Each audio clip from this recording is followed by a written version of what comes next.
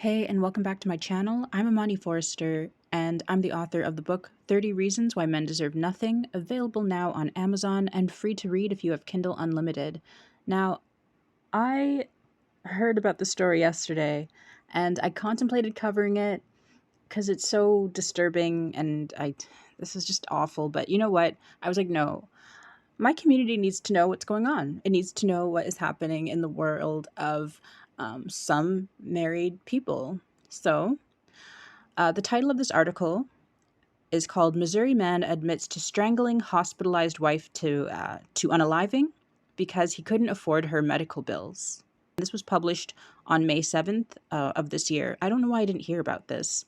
But, anyways, the article says a Missouri man is facing a second-degree murder charge for strangling his wife to unaliving as she was lying in a hospital bed over the weekend. According to court records, Ronnie Wiggs admitted to police that he unalived his wife, who had come to the hospital for a new port for dialysis.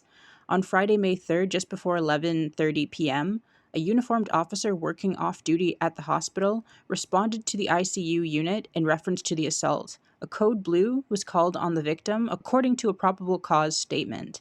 A code blue hospital announcement typically means an adult is having a medical emergency, usually cardiac or respiratory arrest, according to the Cleveland Clinic.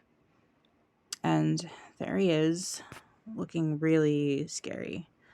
So Wiggs was allegedly heard by medical staff saying, "I did it, I unalived her, I choked her."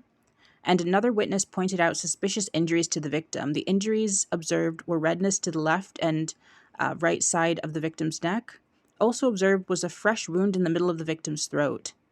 The witness advised the injuries observed would not have been caused by the resuscitation efforts.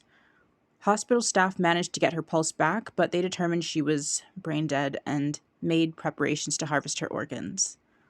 Prosecutors said that Wiggs confessed that he choked her and covered her nose and mouth to keep her from screaming. Wiggs allegedly told police the reason why he did it is because he was depressed and he couldn't care for her or afford the medical bills.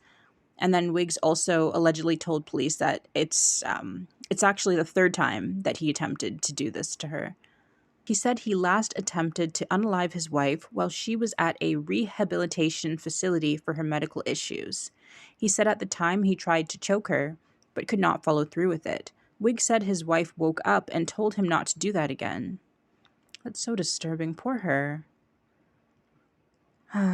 And Wiggs allegedly told police he was going to try to do it to his wife another time, but he did not get the opportunity due to the fact that the victim was hooked up to several monitors at the hospital. A hearing was set for Thursday to review his $250,000 bond. So I'm just wondering, like, how much was the medical bills if your bond is a $250,000?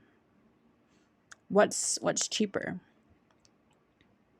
Anyway, I don't really think it's just the money that was the issue. Like, he did mention it's the money, but he also mentioned he's depressed, it's the care. Thing is, at the end of the day, a lot of these males, even if they're married to you, they can't be bothered with women who don't contribute anything to their life. If they don't perceive the woman as contributing, even if you've contributed your entire life to this man, like, look how old he is. I'm sure his wife has been with him for decades, catering to him, serving him. And when she gets sick and she's relying on him, and not really even maybe him for emotional support and the bills, the hospital's doing a lot of the work as well. But when she's out of commission for a little while, a lot of these husbands can't be bothered. And so he opted to take her out, because it's like, if you're a tool and you're broken, if you're a machine and you're not turning on, what do I need you for? That's the vibes that I get from a lot of these guys. And I wanted to show you guys some stats, because this is not a one-off thing. So I found some research, and I remember this from years ago, so it wasn't hard to just type in what I remember. So the article says, in a 2015 paper, researchers tracked 2,701 marriages using a study on health and retirement and watched what happened when someone became unwell during the marriage. Only 6% of the cases ended in divorce, which is not bad. But the same study showed that when the partners leave, it's normally men. One study from 2009 found the strongest predictor for separation or divorce for patients with brain cancer was whether or not the sick person was a woman. The same study showed that men were 7 times more likely to leave their partner than the other way around if one of them got brain cancer. So it's that whole in sickness and in health, like the whole like marriage vows thing is not a thing. It's a thing for the woman, and again, marriage is largely a scam when it comes to women. Like it's sold to us as this fairy tale, but women get the short end of the stick in so many regards when it comes to marriage. That's why you should be, if you're going to marry, you should be marrying for some kind of gain. And some of that gain should be financial gain. That's what my book covers as well. Like it's really not worth it for women at the end, unless you're getting something tangible.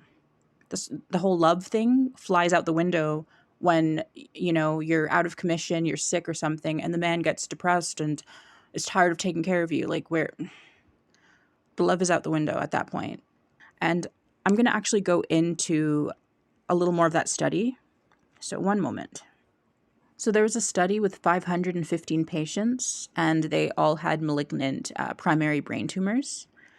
And women composed of 53% of the patient population. It said divorce or separation occurred at the rate similar to that reported in the literature, 11.6%.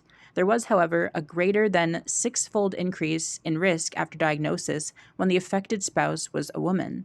Female gender was found to be the strongest predictor of separation or divorce in each cohort. Marriage duration at the time of illness was also correlated with separation among brain tumor patients. Patients with brain tumors who were divorced or separated were more likely to be hospitalized and less likely to participate in clinical trial, receive multiple treatment regimens, complete cranial irradiation, or pass away at home. And then it says, in conclusion, female gender was found to be the strong predictor of partner abandonment in patients with serious medical illness. When separation or divorce occurred, quality of care and quality of life were adversely affected. I know a lot of people on this page are choosing the bear. They're going for B anyways, but I think we should just honestly focus on getting our money up, focus on your career, focus on making sure that you are financially cared for and financially free. That's what women should be focused on. That's what we should be teaching our daughters as well, honestly. And if you are with a man, make sure that he is contributing heavily or largely or mostly to bills and stuff like that as you create your nest egg.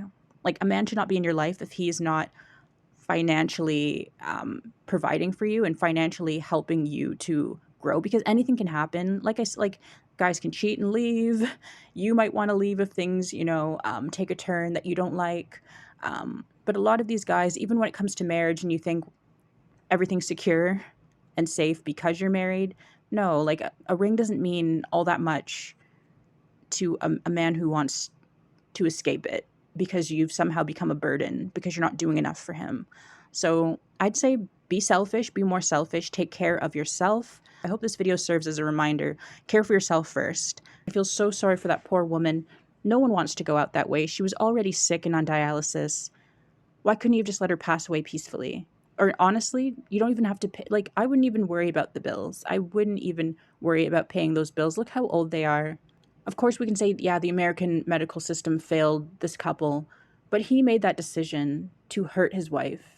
If I was mad at a system for burdening my family and I with all of these medical expenses just for trying to keep her alive, I wouldn't pay the bill, especially if you can't pay it. I just wouldn't. I wouldn't then turn and decide that becoming a murderer is easier. So just an evil man who created an awful excuse for what he did. But he just couldn't be bothered with his wife anymore. That's what it seems. Anyway, let me know what you think in the comments. Like, follow, and subscribe for more. I'll see you in the next one.